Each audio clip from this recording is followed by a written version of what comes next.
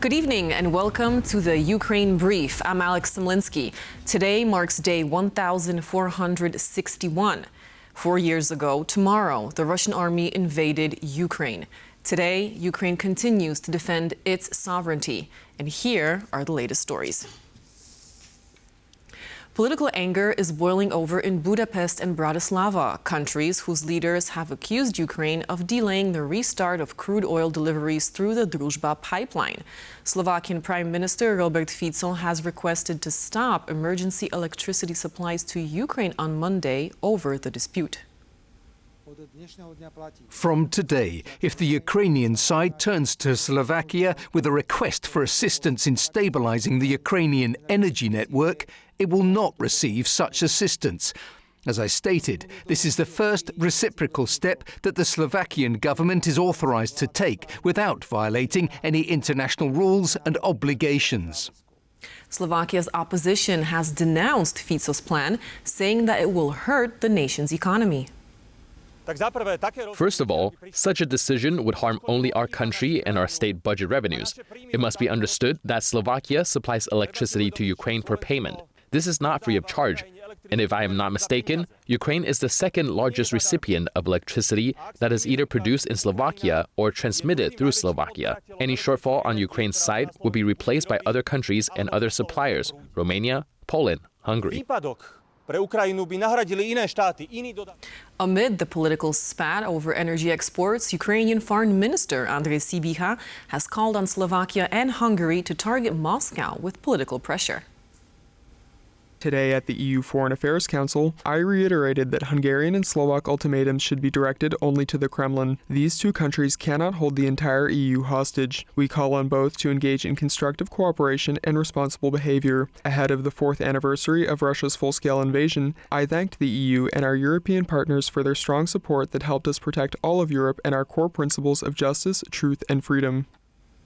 The European Union was unable to pass the 20th sanctions package against Russia on Monday after Hungary vetoed the measure. Vice President of the European Commission, Kaja Kallas, said that while she was disappointed, work will continue to pressure Russia.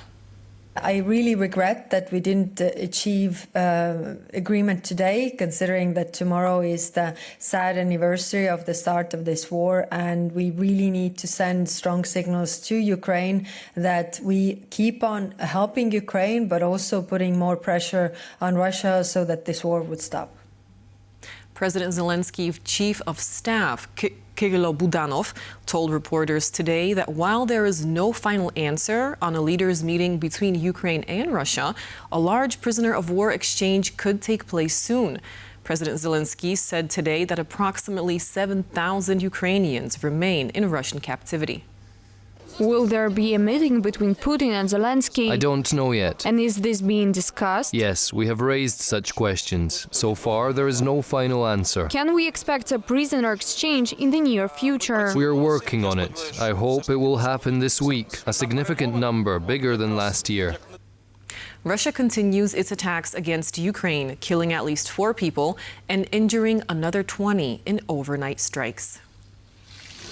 2 people were killed in the early morning hours of February 23rd when Russian forces attacked the Odessa region with drones. Another 3 people were reportedly injured in the attacks that struck a multi-story apartment building and other civilian infrastructure. 2 Russian aerial bombs struck the Sumy region last night, destroying multiple residential buildings. At least 1 person was injured and hospitalized following the attack. In the Dnipropetrovsk region, Russian strikes over the last day injured at least 4 people. Multiple residential buildings were also reportedly set ablaze in the attacks. 2 more people were killed in the Zaporizhia region in overnight strikes. Russian forces also heavily shelled the Kherson and Kharkiv regions over the past day, injuring at least 8 people.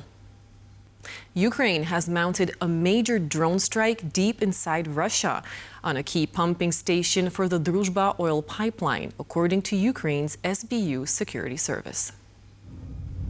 A video on social media shows plumes of black smoke billowing from the Kalekino facility, which is around 1,200 kilometers from the border in Russia's Tatarstan region. The station is an important facility for the Druzhba oil pipeline, which supplies Russian oil to Eastern Europe. The Kyiv Independent reports that residents in Saratov and Engels heard multiple explosions overnight, according to the Russian Telegram news channel Astra.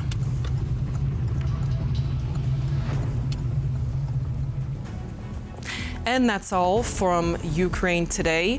Thank you for watching. Stay with us and do stay tuned to TVP World.